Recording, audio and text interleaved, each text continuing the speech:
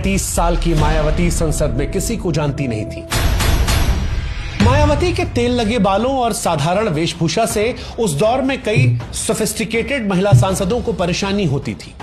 उनकी ये शिकायत होती थी कि मायावती से पसीने की बदबू आती है। अब यह सोचने की बात यह है, दैनिक जागरण अखबार में खबर छपती है जिसमें दावा किया जाता है कि मायावती की एक 12 साल की गोपनीय बेटी है। दैनिक जागरण ने ही अपनी एक खबर की हेडलाइन में मायावती को चमारन कहा था। मायावती से पहले देश में केवल 3 दलित मुख्यमंत्री रहे थे, लेकिन इनमें से भी किसी ने कभी भी सवर्ण जातियों को चुनौती देने की हिम्मत नहीं उठाई।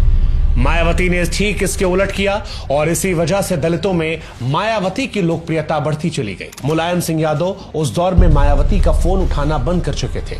उधर दूसरी तरफ काशीराम ने अटल बिहारी वाजपेयी के साथ अपने अच्छे संबंधों का फायदा उठाते हुए बीजेपी को गठबंधन के लिए तैयार कर लिया था, जिसके बाद होता है गेस्ट हाउस कांड।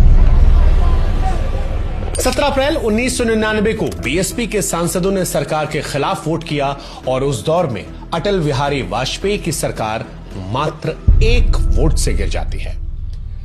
सरकार गिरने के बाद मायावती कहती हैं कि वाजपेयी से कल्याण सिंह को बीएसपी को तोड़ने से ना रोकने का बदला लिया। मौजूदा सरकार के खिलाफ वोट दिया है और हमारी वजह से सरकार गिरी है। ये उत्तर प्रदेश का जवाब है बीजेपी को। मायावती का रघुराज प्रताप सिंह उर्फ राजा भैया से भी बड़ा टकराव होता है। इसी के बाद से मायावती ने राजा भैया और उनके पिता को पोटा के तहत जेल में डाल दिया। मुलायम सिंह यादव ने दावा किया कि मायावती ने जन्मदिन के गिफ्ट के तौर पर अपने मंत्रियों, सांसदों, विधायकों और सरकारी अधिकारियों से पैसे मांगे हैं। ऐसा लग रहा था कि मायावती मुलायम सिंह का वही हश्र करने की योजना बना रही थी जो उन्होंने राजा भैया के साथ किया था। मायावती ने अपना ध्यान 2007 के उत्तर प्रदेश विधानसभा चुनाव पर लगाया। एक के बाद एक कई चोटी वाले और तिलकधारी ब्राह्मणों ने उस दौर में दलित समाज से आने वाली मायावती के पैर छुए। मात्र 15 साल के अंदर मायावती और बीएसपी की किस्मत पूरी तरह से बदल चुकी थी।